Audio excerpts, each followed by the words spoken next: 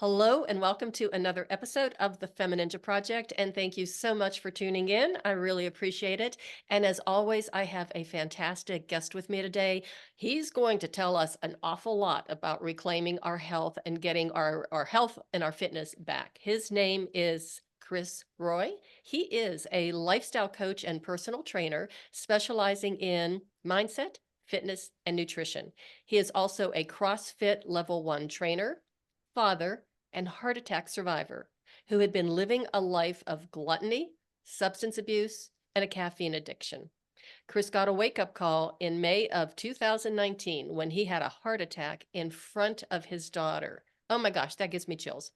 In a local coffee shop, which left him fighting for his life at the age of 33.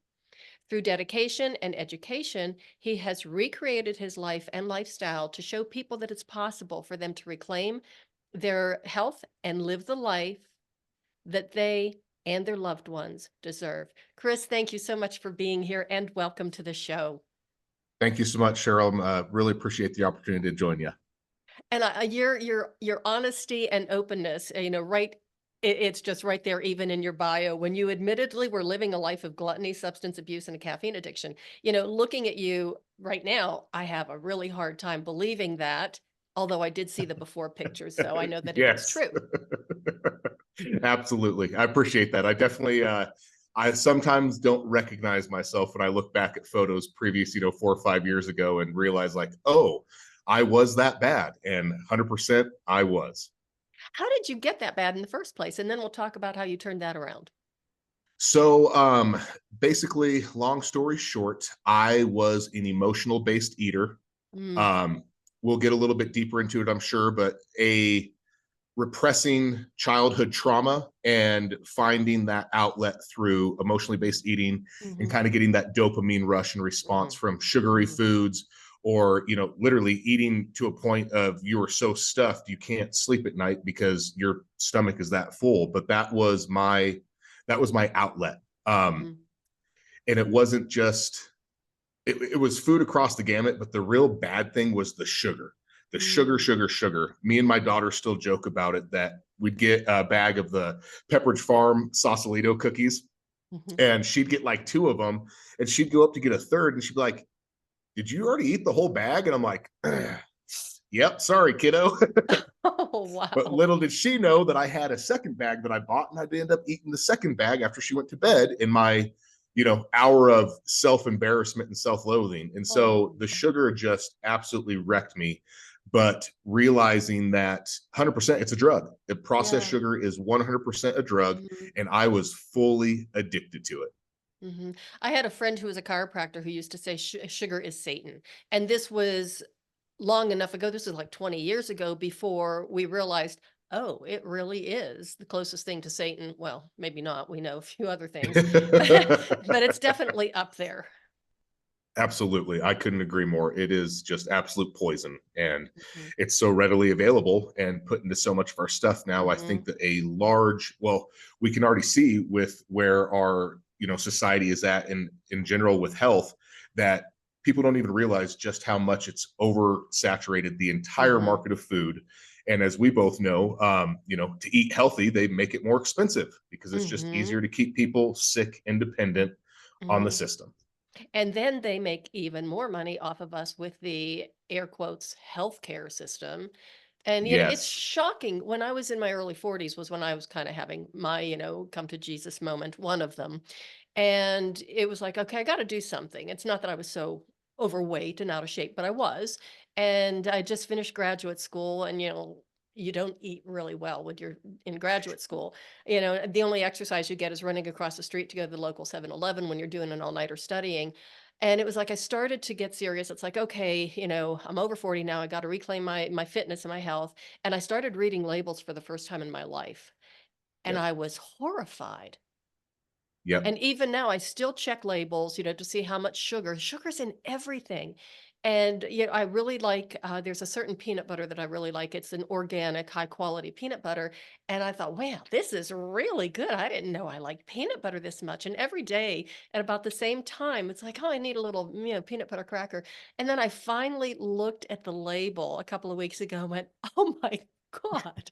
So that thing is just sitting in the back of the cabinet, the pantry. It's like if we ever have, the bomb dropped and I have to have something to eat, I'll eat it Right. then. But I was shocked. Yep.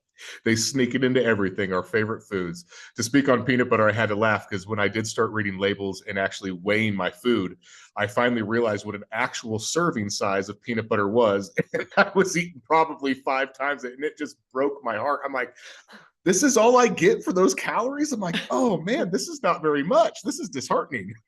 Very disheartening. And it's like, how slow can I eat this thing? Yes, 100%, 100%. Yeah, that is just so crazy. Okay, so go back to that day when you're in that in the coffee shop with your daughter. How old was your daughter? She was 6 at the time. Yep. Oh my goodness. So what happened? Sequence of So events.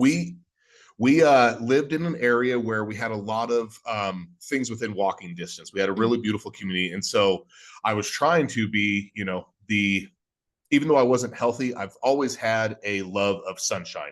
Living out mhm, here in Colorado, we get an mhm. abundance of it, and so it was one of those days. It's like, hey, let's go up and let's go walk up and get a coffee. Mind you, I'd already made a coffee at home, so I've already had a 16-ounce coffee already that morning. And heavens forbid, I had no clue, even though consciously I knew the necessity for water intake, I just completely disregarded it for many years. And so Mhm. we walked up um to the coffee shop. It was one of the ones that's attached to one of these chain stores, Mhm. and we go in. She gets her, little vanilla blended drink or whatever it was, which at the time, I mean, I wasn't really paying attention to the garbage that I was feeding her either, unfortunately. Right. And I got myself, I think, a double latte, extra shot, um, full fat milk, and syrup, right? So basically the equivalent of a milkshake from any of your fast food restaurants in regards to caloric intake and sugar consumption. And we sit down and I'm like, cool, let's start drinking them. We were going to hang out there, go shopping for a couple items, then walk home. And the poor thing looked at me and she's like, are you mad at me? And I'm like, no, what are you talking about? She's like, you're turning purple. And I'm like, what? She's like, yeah, your face is red, like you're starting to turn purple. And I'm like sitting there thinking, and I was at that point in time in my life, like I said, living a life of gluttony, caffeine addiction. The job that I was in at the time was an extremely high stress job with Oh. a very high level of ownership. Mhm. And it was the first time that I had been exposed to that level of professionalism. A lot of money invested in this startup, and I was not working through my stress in the right way and totally internalizing everything that was failing or what I felt was failing in that position. Mhm. And I took a second and started doing some self evaluation. And I realized, like, oh my goodness, my head is absolutely pounding. It feels like my eyes are going to pop out of my head. I have a splitting headache. And then I kind of start just going down, and my chest is tightening on me. It's starting to hurt. And basically all the signs that you hear about in a heart attack, but never got experience. And then my left arm, sure enough, starts going numb, starts aching. I can feel my pulse everywhere in my body, and it is not a normal pulse, it's irregular. And I just say, we got to go. We got to go now. And we got up, and I remember I forced her to turn around for me so she couldn't see me because I had to take a knee for a second. I said, nope, walk out the door. Let's go. And we start walking. And at that point in time, in hindsight, I wish that I probably should have called for the ambulance, but I was Mhm. so adamant that I was not going to let her see me get loaded up into an ambulance. Mhm. Um, I'm a single father. And so, regardless of how good your co parenting relationship is, I think that there's always that fear of failure, of being like, Mhm. oh, yep, I screwed up. Her mom's going to be mad at me type scenario. And so, like I said, it was a very short walk home. And I said, the whole time, I'm sitting there doing everything I can to keep moving one foot in front of the other. Head's pounding. I'm feeling sick, lightheaded, had to take a knee again. And I actually did end up yelling at her. I'm like, keep looking forward. Don't look back. I said, get to the house. No matter what happens, get to the house. And Gosh. we keep getting there. We get there about 4 minutes later. And I grab the keys, throw her in the car, and the hospital is, once again, in one of those areas where everything's so centralized. And so we actually had the hospital about 5 minutes away. Drove down to the hospital, walked into the ER. They saw me walk in and immediately already knew something was going on. And they're like, "Are you okay?" I'm like, I'm having some heart issues. They're like, "Yeah, no, sit down immediately." And then they start doing the, you know, flashing lights, everyone hurry type thing, and get Mm-hmm. me in the bed. Um, they took us into the side room in the ER, hooked me up to the EKG machine, started running all their tests and machines. They're like, "You're having a heart attack." Um, Freaking out the whole time, but trying my best to keep it inside. And I will never forget looking over, and I'm gonna try not to get emotional. The fear in her eyes sitting there was quite literally the low point of my entire life. Um, I could not fathom me being that age and having to go through something that heavy. And they gave me the nitroglycerin and all those things, ran my blood tests, and basically ended up being there for a few hours. Um, Ended up feeling well enough. I let her mother know what was going on. Mm-hmm. They of course offered like, "Hey," her and her husband, they're like, "Do you want us to come get her? Do you want us to come see you?" And I told him, I downplayed it completely to him because once again, out of fear, like, "No, no, no, no, no, we're good, we're good." Also, with us having joint custody, I'm a huge stickler that when she's with me, like, she's with me. I don't want to No share, matter what, right? no matter what. I don't want to share my time with anyone. And I'm like, "Kiddo, are you good, or do you want mommy to come get you?" She's like, "I'm not going anywhere." And I was just Oh, like, "Okay, gotcha." So shed a couple of tears. They started getting everything to calm down. They started to realize it was a, however they classified it, mild to medium heart attack. And once I was clear in the nitroglycerin, I signed myself out to be able to drive myself home.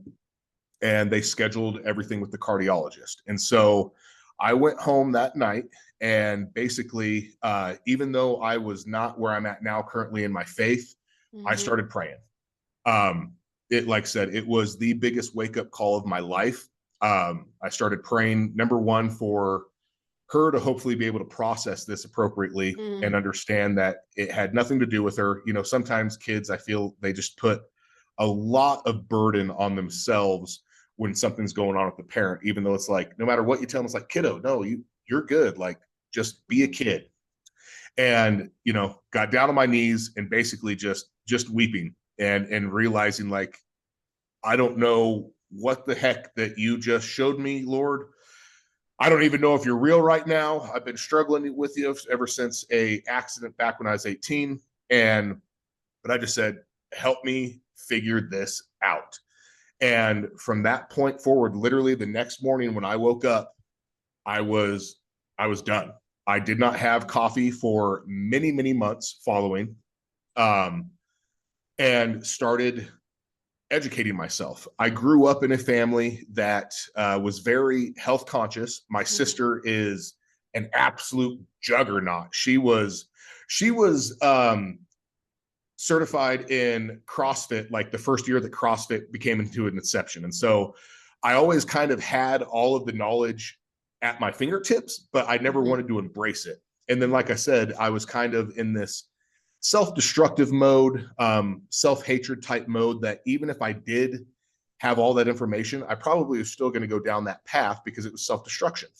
Mm-hmm. And we started making little baby steps, and immediately, my mother has worked for, gosh, like 20 plus years with a AK chiropractor that they do a big emphasis on nutrition Mm-hmm. and holistic supplementation. Mm-hmm. And I called her, let her know what was going on, and she kind of just gave me the rundown and brought me down a bunch of supplements of like adrenal support, vitamin D, zinc, just the full gamut of Mm-hmm. everything that I was completely deficient in, minerals, mostly the minerals because I was completely dehydrated. And so I needed to Right. get my body back to a nice level to where when I did drink water, it would be okay. And then I still remember I went and bought myself one of those gallon jugs and was like, "Okay, goal number one is one of these a day." And so got with my cardiologist. Um, about, I think it was like, they got me in pretty quick. It was about a week later. And I remembered I was supposed to take a trip back for a conference to Kentucky for the company.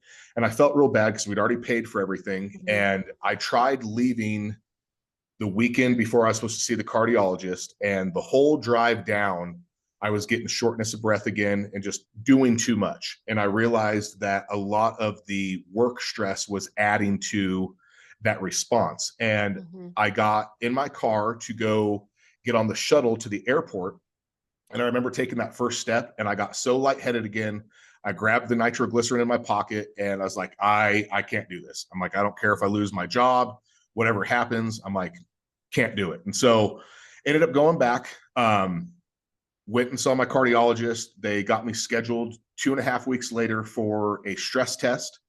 And I kept on that kind of initial regimen of the water, all the supplementation from my mom's office, and trying to start walking as much as I could. And actually, just that little amount in that short amount of time, when I had the stress test done, they were actually blown away about how well my numbers were coming back already. They're like, "What are you doing?" I'm like, "Well, I just changed everything in my life." And they go, Other than "Oh, that, okay. nothing, right? Yeah, other than that, no big deal." And so ended up getting good news. They classified it as a mild heart attack, said that thank my lucky stars that I wasn't Mhm. at a point where it hurt or destroyed any heart valves or ventricles. And at that time, though, it was still, I still remember getting the lightheadedness when I was on the treadmill doing the stress Mhm. test. And that lasted probably for about another month and a half. At that point in time, I had previously been in a relationship with a very toxic relationship, and Mhm. bless her heart, I'll never speak ill about any of my exes or any past relationships because they built me up to be the man I am today. Mhm. Mhm. But I fed right into the everyday happy hour type thing. And I Mhm. still remember when my daughter, I think she told her mom, and this is kind of the wake up call too, is yeah, daddy likes breakfast beers because we were having beer mosas at breakfast one morning. And I'm like, oh, okay, my bad. And so I kind of tried to stop the drinking aspect, but that was when I kind of had the reality check that I was still introducing too much alcohol into my life. And so what ended up happening is I read this amazing book called The Breakup Manual for Men. I probably honestly read it about 20 times, or I read it through a few times and then listened to it on audiobook 20 Mhm. times in the vehicle. And one of the things that it requests or challenges you with is to try 2 new activities every single week that you've never done before. And so I used that opportunity to try different, as they'd say, modalities here in Colorado. And Mhm. I tried meditation first for the calming down part, and that wasn't really my flair. To each their own. But then the next one was yoga, and I tried yoga, and I actually really liked the yoga aspect. I think probably in hindsight, it was because it was challenging, but also I could scale it to whatever my current fitness level was. Mhm. And when I was in that yoga studio, I was listening to the yoga instructor, or I got suggested to a yoga instructor. They're like, you would really enjoy this gal named Bree. I'm like, okay, sounds good. We'll try it. And I am in yoga. This is a couple months post heart attack and post breakup. And I recognize this lady's voice halfway through, and I'm like, oh my goodness, I know this woman. And so when we get done, I go up and I'm like, hey, Bree, do you remember who I am? And she's like, oh, Chris. Well, she was the wife of my ex-girlfriend's personal trainer that I'd met once, like a year and a half ago. But I had a beard down to about past my chest, and I had it shaved down to where I'm at now. She goes, I did not recognize you without the beard. And I'm like, yeah. She's like, well, how have things been going? I'm like, well, I had a heart scare, and me and so, broke up a while ago. She's like, yeah, I heard about that. And I go, I'm just trying to get my life back in order. And she goes, well, we'd love to have you come by the gym sometime. I'm like, I don't know, it's only been like 6 months post breakup. I'm like, I don't really want to run into her. And she's like, well, good news. I go, what? She goes, she hasn't been there in about 5 months. So now's the time for you to come in if you want to. And I was like, oh, all right, let's do this. And so I got to give a huge shout out to Bree and Brandon Gagne. They are the owners of the gym that I went to, and they both were in a level of fitness that I could only dream of. And they were two of the most welcoming, humble, and helpful humans I have ever met in my life. Let Their me ask level you of this, if you yes, don't go mind. ahead. Pardon me for interrupting, but No, are you're they fine. still, do they still have the gym? Are they still in business? Oh, yes, very much so. Would you mind sharing the name of their gym? So, Absolutely. people, local people, Colorado people, want to check them out. We'll just give them a plug for being just really great people and Absolutely. taking care of you. Yes. So it is called Fit Gym in Loveland, PHIT. It stands for Physical High Intense Training. It's down off of Denver Ave in 34. And yes, Bree they're still both owners. Bree is actually now a First Form trainer with First Form Supplementation Company, which is also part of the story. But yes, just an amazing space. They do a lot of training for strength training, athletic training, strongman, powerlifting, and then they do have a small area for functional fitness or CrossFit, basically. Yeah. And they were amazing. So Bree actually worked out every single morning. And fast forward to now, we're in 2020.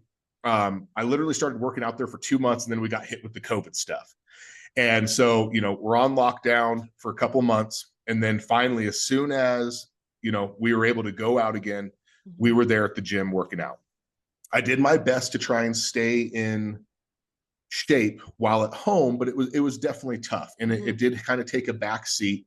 There were a couple classes, but they were doing like Zoom classes for the yoga.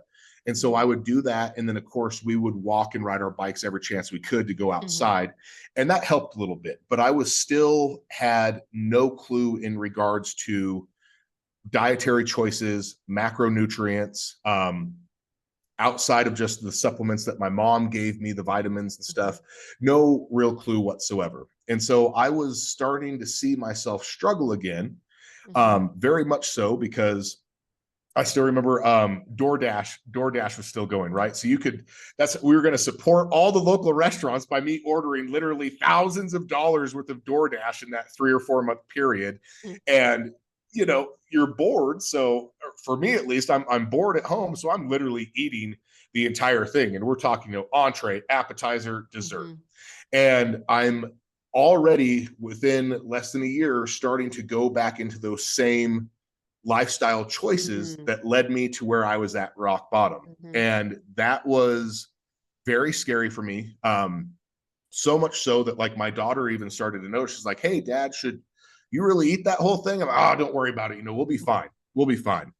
And just to give context of the amount of food that I would consume, I'm sure we've all seen like one of the Jimmy John sub sandwiches. I would order her sandwich, and then I would order 2 for myself. And I would consume both those like that, and had no clue the thousands of calories that I'm eating in one sitting, thinking I'm being healthy because I'm ordering double protein and double cheese, right? Yeah. Good Yeah. idea. Yeah. Yeah. Double processed protein at that, right? But it's so funny because you don't know what you don't know.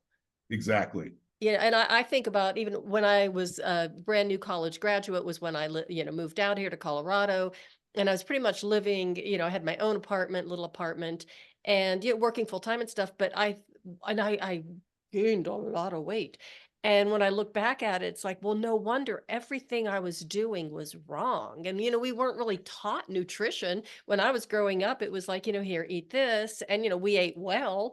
But nobody ever I mean, I had a bachelor's degree in respiratory therapy, so I was a medical professional. Right. Clueless. We just, I mean, I think that there's a lot more focus on trying to educate our kids. I hope, I pray Yes, on nutrition. 100%. And we kind of just disregard ourselves because those of us, I like to say, those of us good parents, as soon as that child comes into the world, we realize that like the first choice is no longer for us, it's for them, right?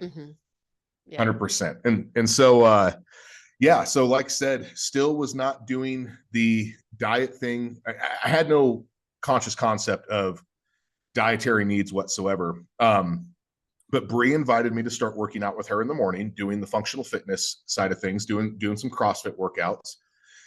And I started really enjoying that, mostly because I was lazy.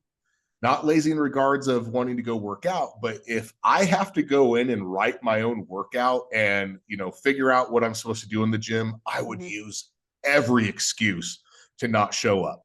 Mhm. If you give me programming every single day that's already written and ready to execute when I show up, Mhm. the hardest part is already done. I just have to walk through that door.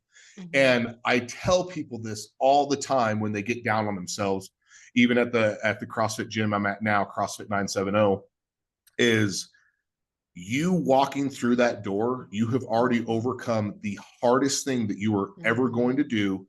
No workout will ever compare. You had the guts to actually walk Mhm. through that door and start. All you have to do is keep putting that foot in front of the other and get through that door. Everything else will be taken care of.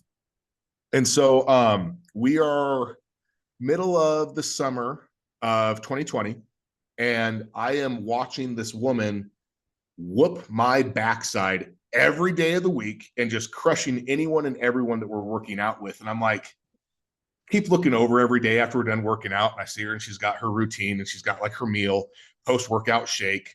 Um, her food is always very similar and like measured out. And I'm just like, okay, let me go chat with her. I knew that she was a nutritionist and trainer, but I never had. There was still, I think, that sense of embarrassment of even going and Mm. asking for help. Mhm. Um, as a man, it's I don't even want to say as a man, as human beings now in the way that Mhm. society is, it's hard for us to be vulnerable because they tell us Mhm. that we can't be. And in hindsight, now as a 38-year-old man, I realize that being vulnerable is one of the most masculine things that I can do Mhm. because we need to accept the fact that all of us have the entire array of emotions and not all of us process them very well. And if the more that we do, the better we get at it and the healthier we are mentally, emotionally, and spiritually. Mhm. And so I spoke with Bree, asked her if I could start working with her as a nutritionist. She was super excited because it was also one of those things where she realizes that you can lead a horse to water, but you can't force him to drink, right? So I've ended up finding out later on she was kind of hoping that I was going to ask, but she needed it to be when I was ready. Mhm. And so I started working with her, and it was a huge wake up call. For about the first 2 months, I was doing better and making better choices. But Mhm. I would honestly say 4 to 5 out of the 7 days, I was still cheating on my macros. Mhm. And as those that don't, I know macros gets tossed around a lot. And people always ask, what are your macros? It's very simple, everyone. It's literally just your protein, carbohydrates, and fat intake on a daily basis. Mhm. And I was going over on my protein and my carbohydrates and my fats on a daily basis. But And you were balanced. yes, exactly. Yeah, yeah. Wrong balances, but they were balanced, right? And I still have a picture back from that fall. I did they call it Festivus games, Festivus for the rest of us, Right. and it's a lower caliber or lower level CrossFit style competition. Mm. And that was the goal that I set for myself. I was like, okay, let's go check this out. Let's train for this. And I was making strides. I'd always been a multi-sport high school athlete. I had a full ride to Black Hill State for football up until I actually almost lost my leg in a jet ski accident, but we'll get Oh. to that later. And I still remember, I still have this picture, and it's me with my weight belt on, and I was doing a deadlift event, and my gut is just hanging over this weight belt. And I'm like, every time I look back at it, I'm like, oh, okay. So it didn't matter that I was working out literally every single morning. The fact is you can't outwork a bad diet. And that was Mhm. proof in the pudding. And so after everyone, built me up, this, oh, you did so good, man, you did so good. And they were really just being kind. And I realized that I wasn't failing her as a nutritionist. I was failing myself, and I was still failing my daughter. And Mhm. so when I saw some of those pictures that everyone took, I was sitting there and just doing some self reflection. I still remember we went to Cafe Mexicali for my post competition, celebratory dinner. And same thing, like there was no restrictions. I got a giant meal. I ate all of it, to where I'm sitting on the couch with indigestion. I don't know. I'm sure there's been multiple people that have overeaten to the point where it's actually hard to breathe when you're sitting there. And that's exactly what I was doing. And so I said, okay, that's it. I need to have a heart to heart with Bree, figure out what the heck I can do better at. And so I met with her. At that point in time, the company I was at was still stressful, and we took an extremely hard hit during COVID. Our B2B sales model just completely tanked. It was never set up for us to be successful B2B, unfortunately. Our direct-to-consumer sales model that I helped create was successful, but the amount invested from the get-go in this industry, it was a CBD company. It was completely oversaturated. So many people, I think, came into the CBD space once it got federally legal. They thought they're going to get rich overnight with the whole like medical and recreational cannabis movement that happened in all these states. And from day one, I tried explaining to them, I'm like, this is different. People are doing this for personal health, not for intoxication effects. And yes, there's still that demographic that does utilize cannabis for medicinal use. And, hats off to them if that helps them. I've seen it be successful. But I was like, these are two vastly different markets, and you cannot think that you're going to come in and start making millions of dollars overnight. Right. And we just kept more and more stress just kept getting piled on top of me because I kept trying to explain this to the C-suite of executives. And it was basically, no, you're just not a good enough salesman. And it's like, well, ironically, all of my B2C consumers are still consumers to this day. And so at that time, I locked in what I thought was a sure thing and thought that it was actually going to be better for me to step away and retain my ownership shares that I had received during my employment there. And I did have a phenomenal relationship with the CEO. It was just a couple of the other partners that we weren't seeing eye to eye. And so I told her, I said, you know what? I'm going to walk away. It's better for my health. Thank you for everything, but this frees up my salary cap for you guys to continue on with the people that you have. Keep pushing this way. And so what I thought was a sure thing, CBD space, 3 days later, was not a sure thing. And so I was talking to Bree and I was like, hey, I need help.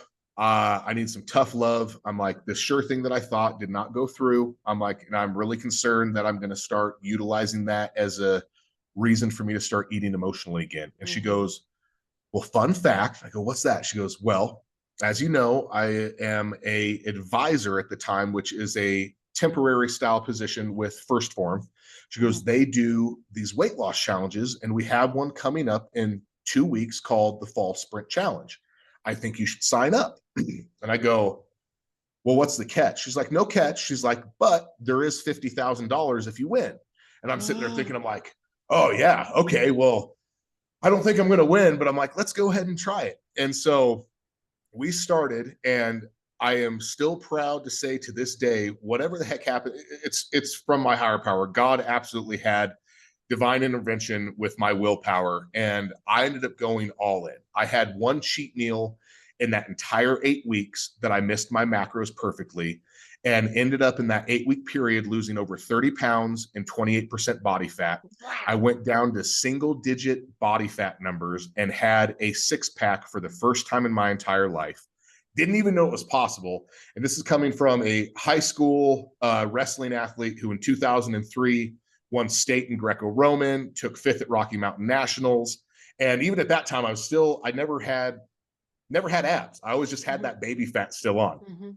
And we did amazing. I did not win first place, but hats off to the gal that absolutely crushed it. She did a great job, but it was very rewarding to find out from the director of the challenge that my picture was one of the last 3 pictures on the table being picked on by Sal and Andy Frisella, the owners, CEO and CFO of First Form. And he's like, don't think that you didn't lose because you did amazing. And even though I missed out on the $50,000, something better even happened. Bree got a call 2 weeks later and got offered a full-time position with First Form as a First Form trainer, not an advisor anymore, because of the results netted. And she proved that her algorithm or her process 100% works.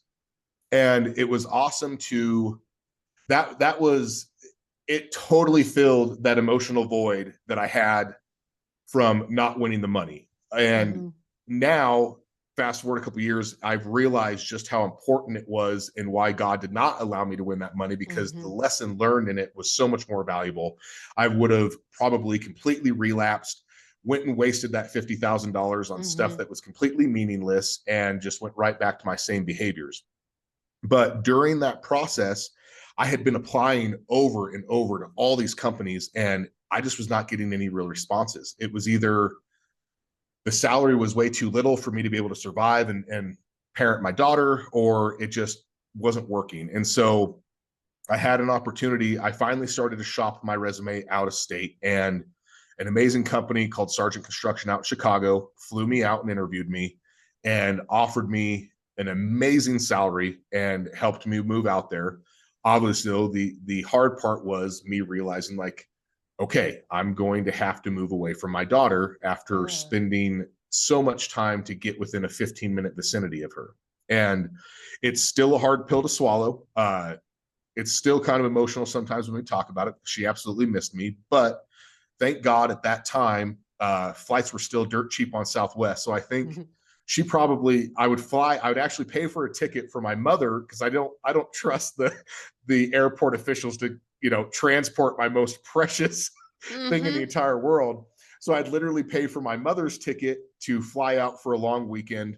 And I think she ended up making somewhere between like 10 to a dozen trips out there in my 11-month tenure out in Chicago.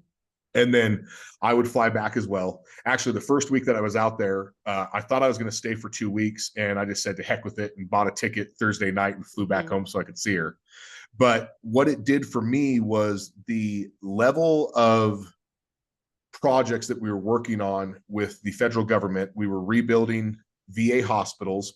And at that time, when everything was slowing down, the federal government was just pouring money out in all these different avenues and playing catch up on their projects. And so dealing with the Army Corps of Engineers and just the higher level programs, it legitimately accelerated my construction resume, which is what I had before the startup in the CBD. It accelerated it years ahead of its time, to where I'm actually, I was in construction management as well. That's my actual full-time career outside of the personal career of the lifestyle coaching.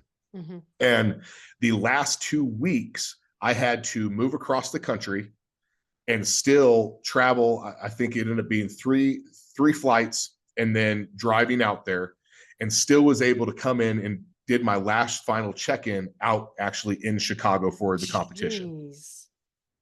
Yeah. So that was, there was a short time when I almost thought like, well, if I wouldn't have been traveling, I probably could have cut off, another pound or two, but that was just those old traumatic demons trying to, of self-doubt. The reality is I did the absolute best I could. And for whatever reason, it wasn't me in the end, but top 3 out of thousands of people, and literally recreating my life.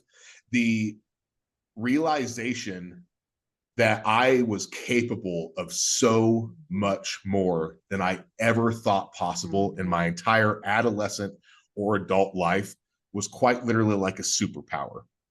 In hindsight, the only thing I do regret was after the final weigh-in, we're out in Chicago, right? So this is the land of amazing food, I keep getting told.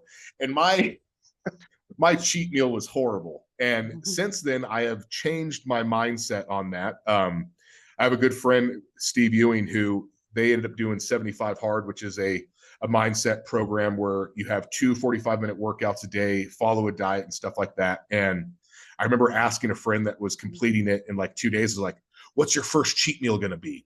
And I still remember Steve flipped around and snapped on me, goes, why in the bleep would you spend all that time to ruin it with a cheat meal? And I was like, okay. And it kind of clicked for me. I'm like, oh, this is why I had a little bit of a hard rebound for a couple Mhm. months after said fact. And so when you go through my check-in photos in the app, it's funny because I go from having just this chiseled six-pack, vascular all over. I'm seeing muscles I've never seen before.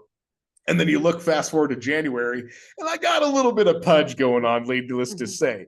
And so I was like, okay, time to get things dialed back in. And this is when I started actually creating the lifestyle. I Mhm. found a full-time CrossFit gym out in Chicago.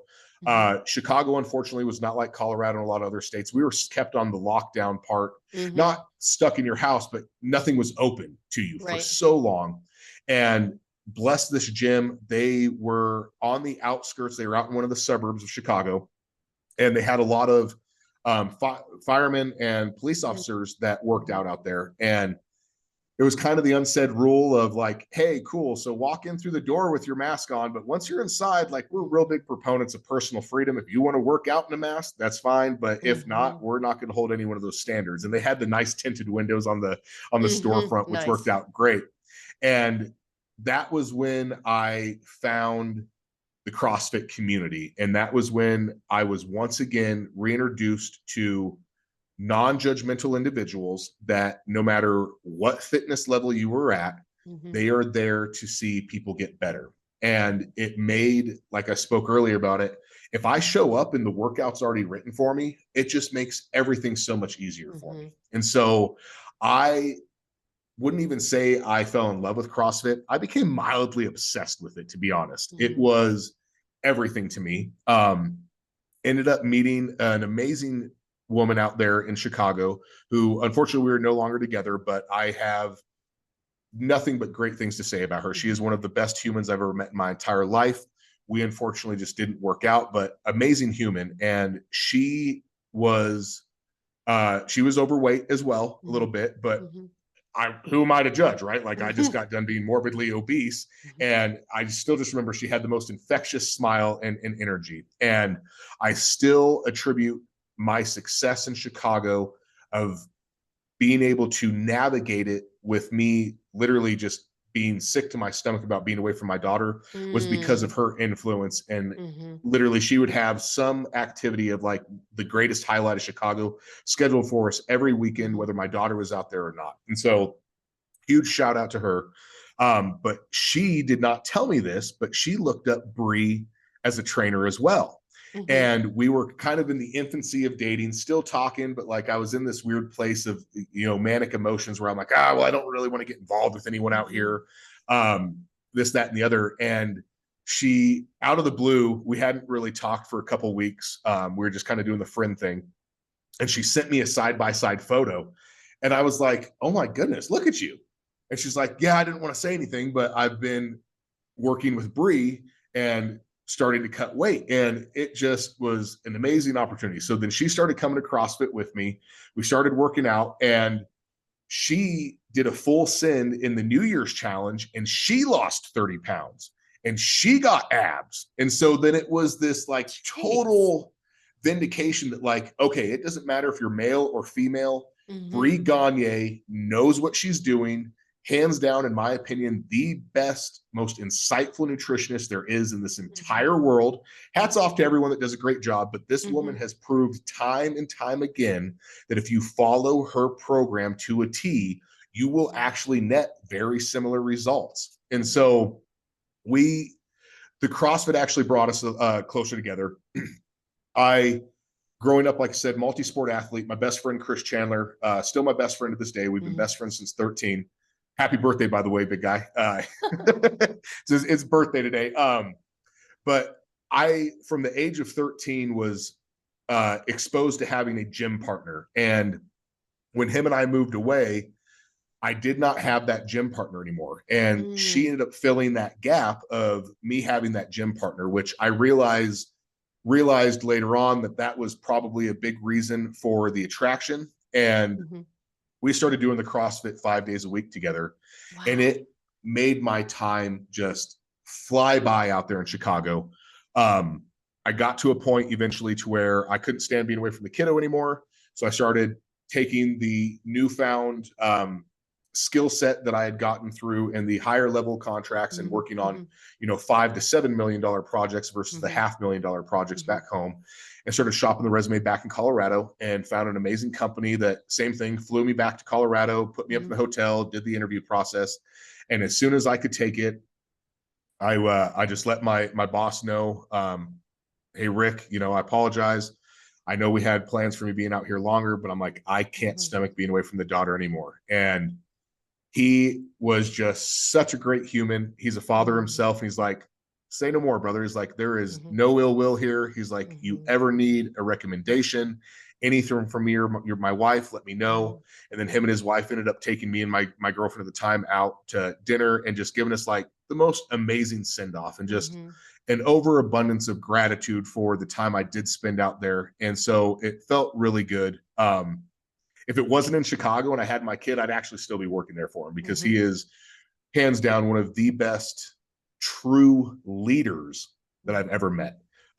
He was in the military as well. He's a service disabled vet owned company. And that man understood what it is like to be a leader, not a mhm, manager. And a lot of what I do now in my supervisory roles, I model after mhm, his type of presentation and how he carried himself in general. mhm, And so came back out here, started working out at Fit Gym again, told Brandon, bro, I'm obsessed with CrossFit. You got to get a CrossFit trainer here. He's like, I don't know if I'm going to get one. I don't necessarily want to be an affiliate, but he's like, if you want to do CrossFit, he's like, you want to go and have some of the best programming in the state. He's like, you need to go check out CrossFit 970. And like I said, my friend Steve Ewing, the one that mhm, got after me about the cheat meal thing, he mhm, is one of the three owners, Steve, Ryan, and Brandon up at CrossFit 970. Amazing gym. Once again, came into a space where I was definitely not top of the field in regards to athletic ability. I was still mhm, working my way into that. And everyone was just so nice. Everyone was so nice. And I get so disheartened when I see I almost have to remove myself from social media, even though I do have to utilize it for the lifestyle coaching business. But mhm, there are so many naysayers and negative people out there that are still in the gyms and they're, putting people down for body mm, image stuff. And it's like, that's not what any of this is about. The mhm, reality is the majority of us started somewhere at a rock bottom, and mhm, we are so fearful of even putting on a pair of gym shorts or a shirt that fits too tight mhm, or looking goofy. I know for me, the first time going into like lifestyle fitness, half the machines I didn't even know how to operate.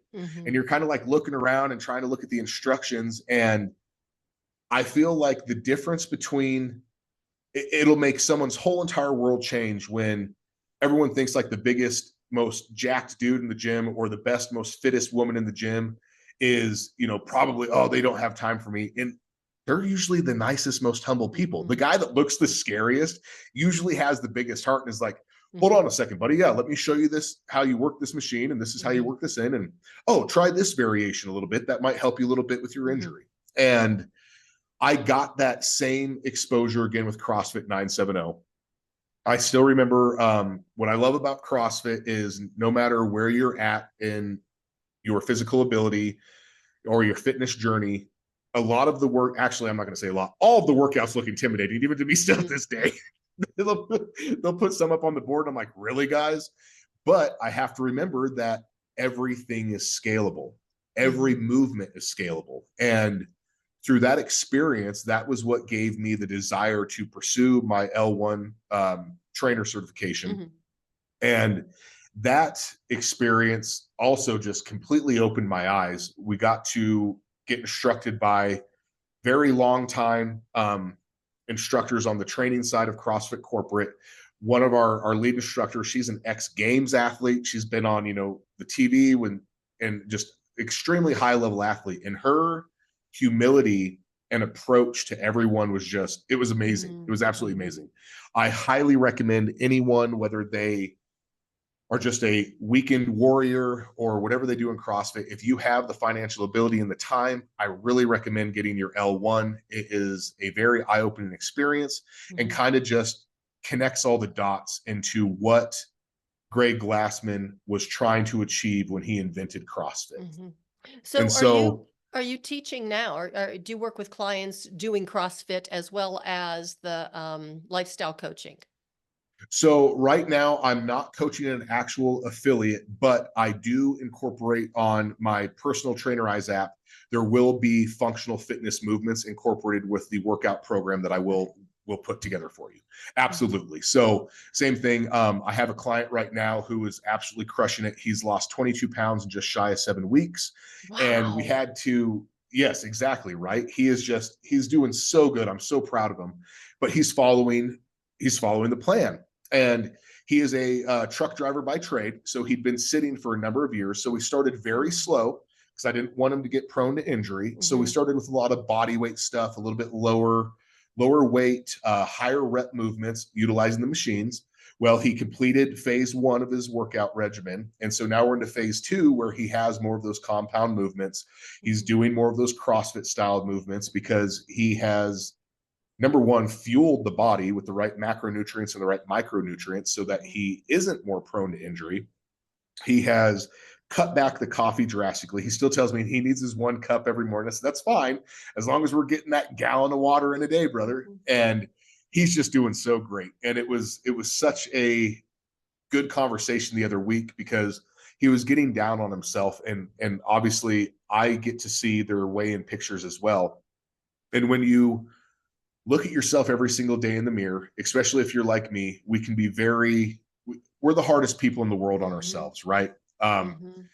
if we talked like we talk to ourselves to anyone else, like Yeah. we wouldn't have any friends, right? But for Right. whatever reason, we justify it, right, Cheryl? And Mhm. so I still am trying to track and figure out the psychology behind why we are so just overly mean to ourselves. But he was down in the dumps, and I got mad. I stopped him in his tracks. I'm like, "Are you kidding me?" I'm like, "Hold on 1 second." And I took my little picture app and I put his first weigh-in picture to his most weigh-in picture side by side. I Mhm. said, "This is what I'm looking at right now." And he Mhm. goes, "Oh, wow. Look at my arms. Look at my face. Look at my jawline. Look at my stomach." And I'm like, "Yeah, dude." I'm like, "You have a completely new face." Isn't that crazy? Our self-image is just so important that, and like you said, we're just so critical of ourselves. And nobody can beat you up like you can yourself. I know, I go to the dojo 3 times a week. But it's just amazing that, when I'll never forget, I remember the day that I found out and I realized I was not fat, ugly, and stupid. I was Yep. 50 years old, and I remember exactly where I was, exactly what I was doing, exactly what I was wearing, and it was like, "What have I been telling myself?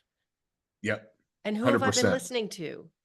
Oh, that's the worst part is like it almost makes you think like who said this to me growing up or at some point in my life that I went ahead Mhm, and let this become a permanent thought. And I actually have a faith-based counselor now, and we were talking about some of that. And he goes, "Well, tell me about some of the negative self-talk you use." I'm like, "Oh, I used to always call myself a fat piece of crap."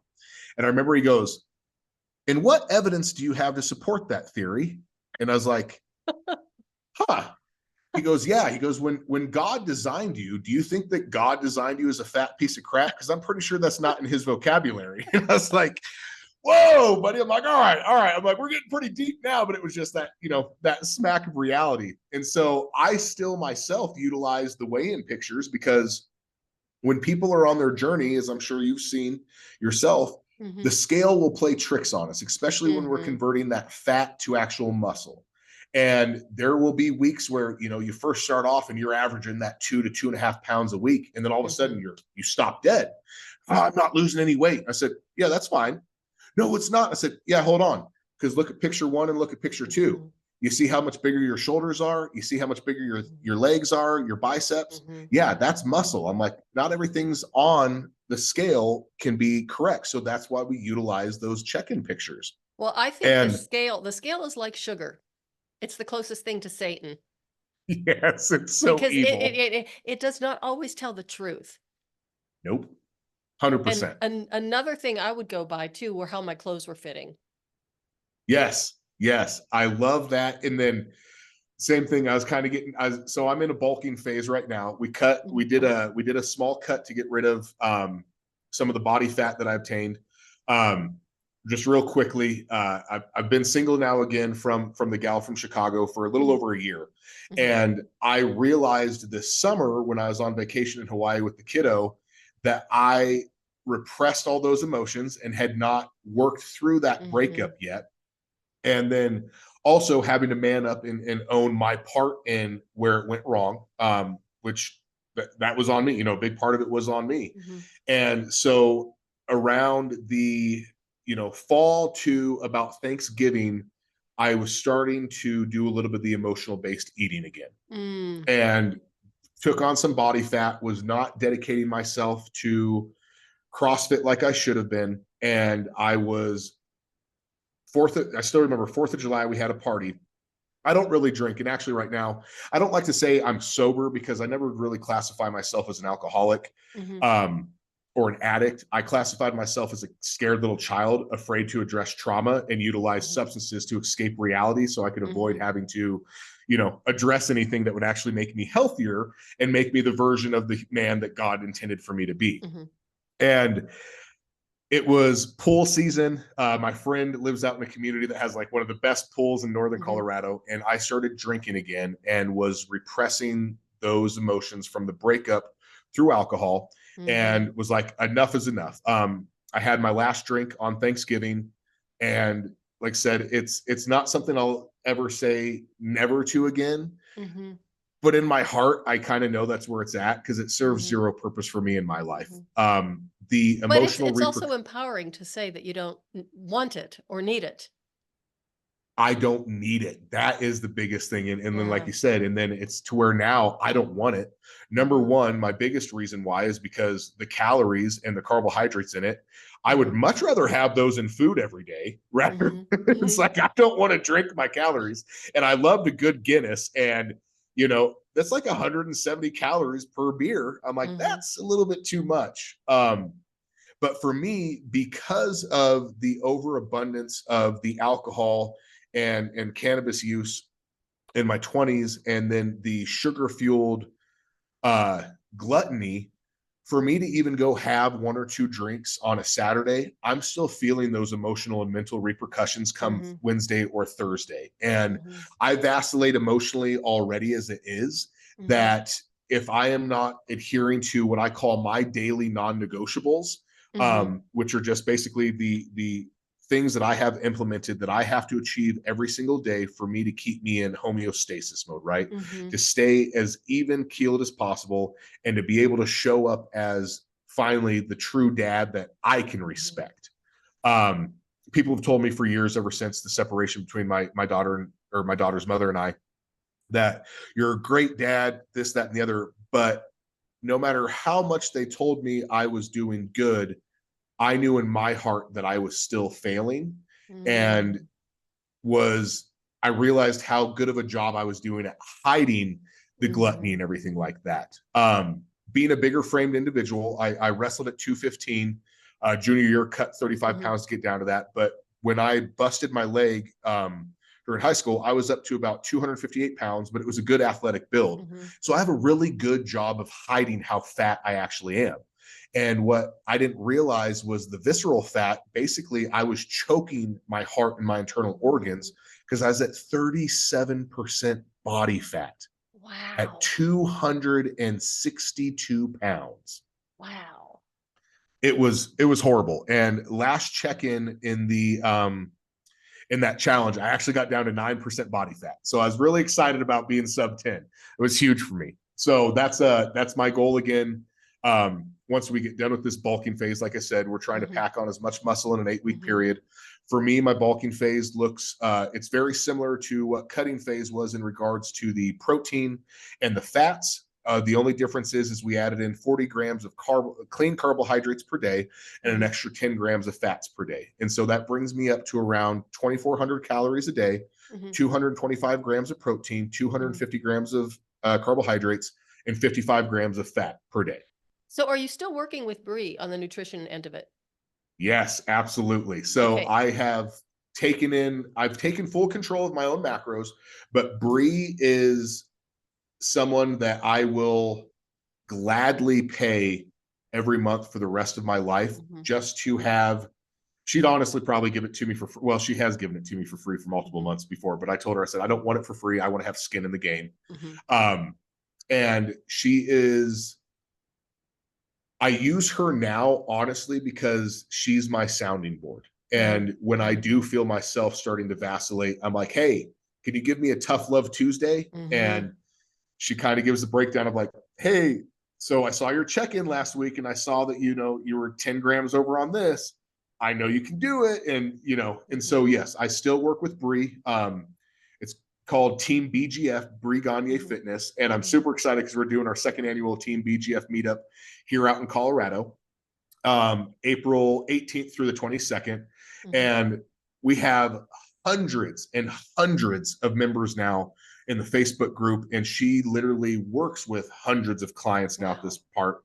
And to see her growth in 4 years, she's amazing. She's literally just like the best human in the world. So anyone that wants to follow the Facebook group, that is a no cost obligation. That just gives you access to the lifestyle, the recipes, and then you can go from there and decide if you want to just work directly with her or if you want the in-depth coaching, which I actually paid for the in-depth coaching when we first started. So for me, that was not just her laying out my macros. I had no clue how to put my meals together. So she built my meals for me.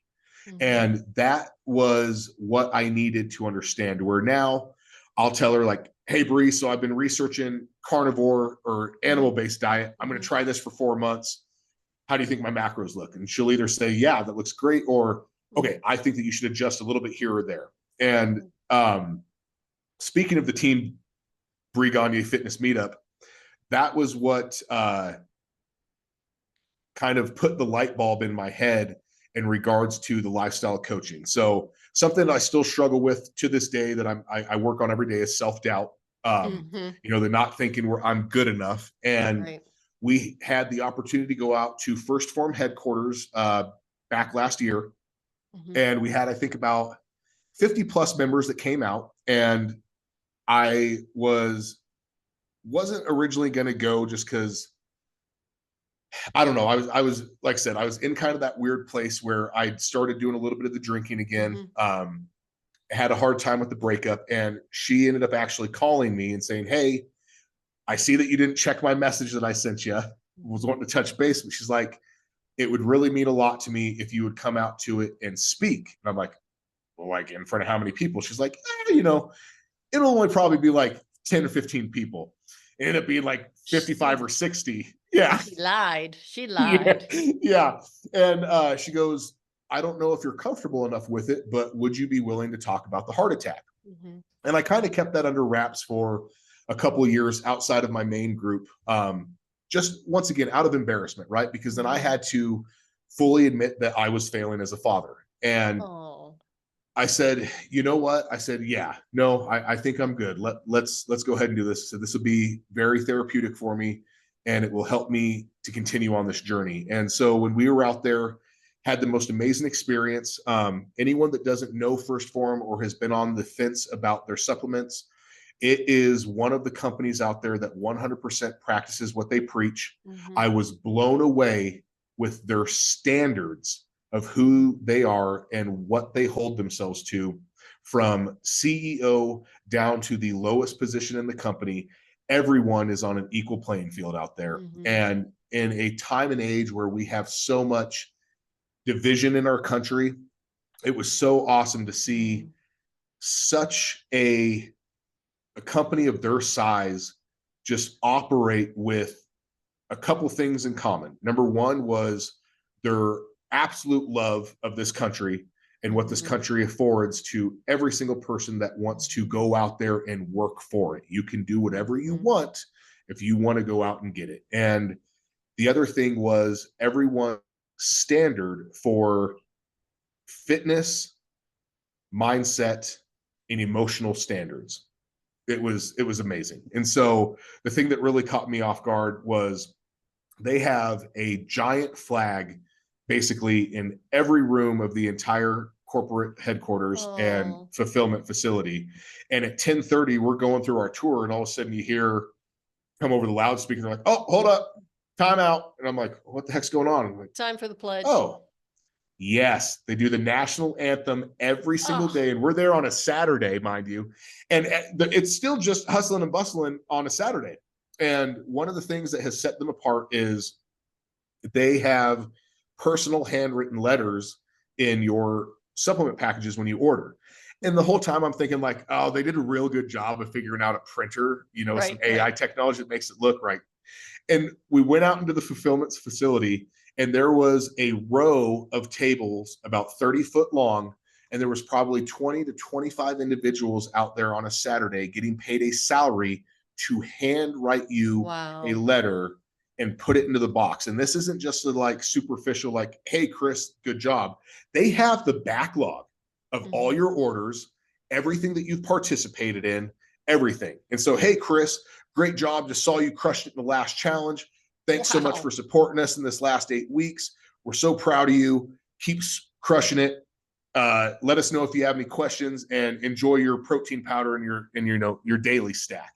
And this is for everyone Wow. across the board. Mhm. And that was one thing that really held true to me, and one of the reasons why I still support First Form to this day, even though I was a little salty after not winning that first place in the 50K. They are they are just above board. And Andy Frisella even said on one of his podcasts recently that he will never sell out to artificial intelligence. Could he pay Mhm. a ton less money for a Mhm. computer to make all these calls? Right. Absolutely. He'll never do it. And that was the pudding. And sorry to get off track, but so when I was out there, I did my speaking event and got a little choked up. Well, I got more than choked up. I started crying because just speaking to how Bree and Brandon, they saved my life. They Mm. absolutely saved my life. And if it wouldn't have been for their friendship and their support when I was at my lowest, I would not have had the guts to keep pushing. And her way of motivating, but yet in a very unique, challenging way, Mhm. was the reason why I didn't just show up for myself during that challenge. I did a full send for her because Mhm. she truly cared. And the time and effort and countless hours of her back then at that time working Mhm. 2 different jobs, training as a yoga instructor Mhm. and doing the nutrition piece and being my advisor, like she put in more hours than hardly anyone I knew. And that was what made me realize I'm like, this value is literally worth hundreds of Mhm. dollars more than the pennies I'm paying. Literally, it's like less than what I would buy at my coffee shop every day Mhm. during my Mhm. addiction, right? And it just was, like I said, the $50,000, it's not even, it's irrelevant. The fact Mhm. that she got recognized for her Mhm. care and compassion and her capability as that trainer and nutritionist, Mhm. that is more than any amount of money could ever cover. You have got to share this episode with her. Oh, absolutely. I So definitely she absolutely can will. hear, I mean, the accolades and yeah, that and as well as the other company that you're talking about. Now tell me again about the Facebook page and that's her page that you can join. What Yes. what's it called again? Bree Gagne Fitness, and it's BREGACHNE Fitness. Okay, because if it's okay, I can include that in the show notes so people can, just click on that and it'll take them I to the would love page if that. they want to follow her. And that way, she could even get maybe more clients that way as well. She does work Absolutely. online, I'm sure. Work with Yes, people correct. online. Yep. We have everyone coast to coast. And then, like I said, the meetup this next month is so then that way all of us that have been interacting, Hmm. virtually can all have the opportunity to come together and To meet meet. everyone face to face. And we do That dinners, has got outside to, activities. that's going to be so much fun. Oh, it is. And of course, as a person who lives in Colorado, I'm super excited for it to be here this year because it's like, okay, we get to show them all the things that we love. We're going to do a ruck around the lake, weather permitting, of course, as we all know how temperamental Colorado also is Hmm. when we get through winter and then all of a sudden we have winter and spring most years. But Hmm. Hmm. yeah, so it's going to be great. It's going to be great. So the other thing I was going to ask you was your relationship with your daughter, because going through all of this, with her there when you were having the heart attack and just seeing her reaction, the poor thing in the emergency room. And now she, as a little girl, is watching your transition into this incredible transformation from what you say in your bio, from fit or from fat to fit. I mean, Yep. how does that does she comment on that? Or, I mean, is she like, "Go dad," or, fist bump and what a role model for her to see that. Yes. So she is my number one biggest fan. It Mhm. was actually funny this morning because I was griping a little bit, like I said, about I'm in this bulk. I can't wait to summer cut for the swimsuit. She's like, stop it. How many years have I told you you look amazing? And I'm like, oh, thanks. I'm like, my shoulders are popping right now. She's like, yeah, they have been for the last few years, Dad. And she's what, 11 now? She's 11 now, and she has got so much attitude. I am beyond blessed. Like I said, even though me and her mother split, I have just so much respect for the child that me and her mom created. And everyone has their qualms and whatnot, but we have done an amazing job co-parenting Mhm. and raising this young girl. I still remember at parent-teacher conferences more than once, they said that they would never be able to tell that she was from a split household if she wasn't so confident and open about talking about it. They had no Wow. clue.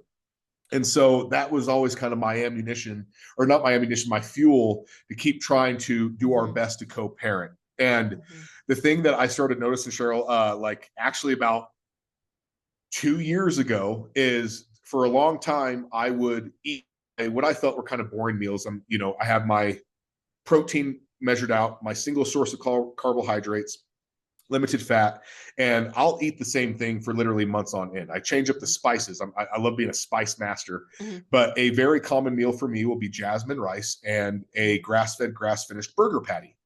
And I will have stuff in the house for me to cook for her. And I'm like, so what do you want for dinner? I got this, this, or this. She's like, can I have one of your meals? I'm like, yeah, absolutely. And this has been a repetitive thing now because I don't ever want to force anything on my child. I've Mhm. always been a big believer that if, well, especially in my growing up, my dad was a first responder, uh, was a police chief and chief of the volunteer fire department at one time. And then how we ended up out in Wyoming was he became one of the first firearms instructors at the police academy out there. Mm. And I was the quintessential let's buck the system type of child in school to I'm get so dad's. surprised. Mhm. Right. Yeah. Who would have guessed? And so to try and get dad's attention, right? And so through that, I've tried to have a different approach to raising her and instead want to be that influence. And I've started to realize that those dietary choices are paying off. And then, same thing, I've noticed her mom over the last couple of years, their meals at home have started to change. And her mom prepares very well balanced meals and cooks so much stuff at home for her family. They have her and her husband have two other kids that I absolutely adore. It don't matter what we have going on between us. You bring those three around, and I Mhm. love those two kids with all my heart. I'd do anything for them. And her husband is an amazing human being. I could not ask for, as hard as it is. I know sometimes, it's not always an ideal situation when you have another man being around your daughter, and we don't see eye to eye on 100%. Nobody ever does, but Mhm. he is an amazing stepfather, and I have an abundance of respect for him and what he has brought to the table. We are very much on the same page about the key important things, and we both Mhm. joke because we'll be, if I'm on the speakerphone talking to her and she'll say something like, no, you're not dating until you're 26. He's like, I think you should be 30. I said, yeah, you heard your stepdad. That's right. That is so So nice to yeah, hear that, you can have that kind of a relationship. I wish more people and more, couples would be able to embrace that type of co-parenting, but I know a lot of times it just doesn't work out that way. So good for it you and your does. your ex and her husband. Thank you. I It's appreciate that. And it another wasn't it's another great example for your daughter. exactly. And that was one thing, is it was not always roses and flowers. It definitely was tough those first couple of years after the separation. Mhm. And I have to take ownership in my anger at that time. But what I also realized as I worked through more repressed trauma was a lot of that anger was directed at me as Yeah. feeling like I didn't show up the way that I should have. And he played a huge role in us being able to bridge that gap in communication. He came from a split household as well. Mm. And I have to give so much credit to her mom and myself, is even when we were horribly mad at each other in those first few years, we always held to the standard that we will never talk bad about the other About each person. other. Mhm. Yeah. And for all those people that are in situations that are listening, the reality is your child is 50% of that other person. So regardless if you like them or not, you owe it to your child and to yourself to be the bigger person and never talk ill about that other person, no matter where you're at in a custody battle or separation. The reality is at some point in time, there's a very good chance that you guys did have legitimate emotions and feelings for each other when you conceived that child. And as soon as you did, regardless of how you move forward from that, if you want to be an adult about it, you owe it to that child to navigate that as best as you can and try to be that example. And so obviously, yes, I would always want more time with her, and I wish that I had 100% of my time with my daughter. But like I said, I have set my life up to a point to where, 12 minutes from her school, 15 minutes from her mom's house, have taken my career to a point where, I've worked my way up in construction management to a higher level supervisor role, to where it's like, hey guys, job site's good, cool, I'm going to check out of here because I have my daughter's play. And we have always been big believers of going to the plays together, going to school activities. And even if we weren't happy with each other, or even if we were still kind of, arguing on the side, we always showed up as a united front, went out to dinner afterwards with even with his extended family, step grandparents, the whole nine. That is something that we've always adhered to. And birthdays, we still do birthday parties together. It's every year I plan and the next year she plans, but we still bounce ideas off each other. I'm like, hey, this is what I'm thinking this year. Is this weekend work for you and him?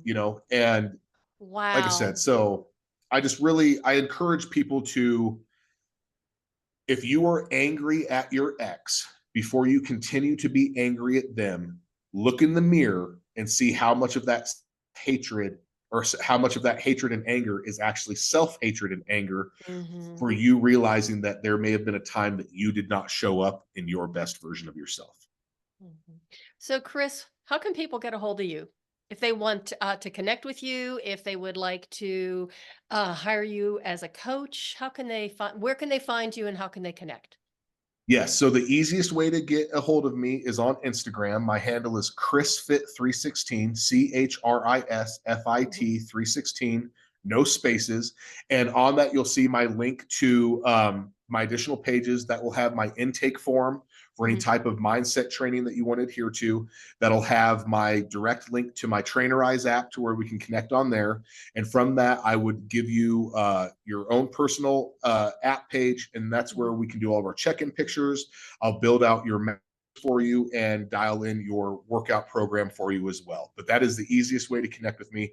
All the information is up on there, and my picture's on there. I have an awesome picture that a gal took when we were out at First Form headquarters with that giant American flag from their gym in the background.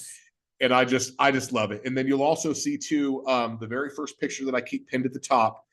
You'll actually notice there was some shaved hair in my chest and my stomach, and that was where the electrodes were from the EKG. I took that picture 5 days post heart attack, and then you can see my progress that I've made through there. And so I have tried to become as vulnerable as possible. And then, like I said before we finish up here, that experience out there at First Form headquarters, one of their higher ups spoke about his journey, and it really spoke to me. And we had a chance to talk when we were done. I said, man, I just love your journey. It means so much to me. And he literally stopped dead in his tracks. Jay's his name. He goes, are you kidding me, bro? I'm like, what? He's like, I've never had to overcome anything like a heart attack as a single father. He's like, you need to share your story. And that was what finally broke down that last wall of self-doubt and made me realize, like, okay, I may not have as extensive as a educational background as some of these people, but I have lived this lifestyle for 5 years now through trial and Mhm. error. I have been morbidly obese and I have come back from it, and I have Mhm. addressed my trauma through different daily non-negotiables and different outlets. And it is my time to share it with those that are still stuck on or scared, because when you see that first picture, I promise you there is no way in heck that you look worse than I did, or were in more of a pit than I Aw. was emotionally in that time. And and huge shout out to Jesus Christ, my Lord and Savior. My personal relationship with Christ, no matter what I tried, for me, having that higher power, I truly think for anyone is a huge component to that success, because only you and your higher power can have that special relationship where you can Mhm. have that no holds barred conversation and just be vulnerable, and being able to talk about it and get that off your shoulders with your higher power. I feel like, oh, that door for you to actually start being able to work with other humans and be able to start processing that trauma. We can't do it all alone, can we? No, we cannot. We cannot. Chris, thank you so much for being on the show. I have absolutely loved meeting you, loved hearing your story, love your energy, and I love the fact that you're in Colorado too. But when you do take those visitors around and show them around, don't show them too much. We have enough people here. Yeah, I won't. I won't. We'll let them stay in their home states where they're at. Okay, thank you so much. I appreciate that. So thank you so much for being on the show. You're great. You're welcome. Thank you so much for the opportunity. I really appreciate the message that you're putting out there and just having an opportunity to tell my story. And everybody, thank you so much for listening. Do go to Chris's Instagram page. We've got the links here in the show notes. Connect with him. Look at the pictures. They really are very impressive, his transformation. And just remember that we are always in control of our own health. Even if we think that we're spiraling out of control, ask for help. Contact Chris, go contact Bree. I would love to talk to her just to say, hey, you must be, amazing to get that kind of accolades.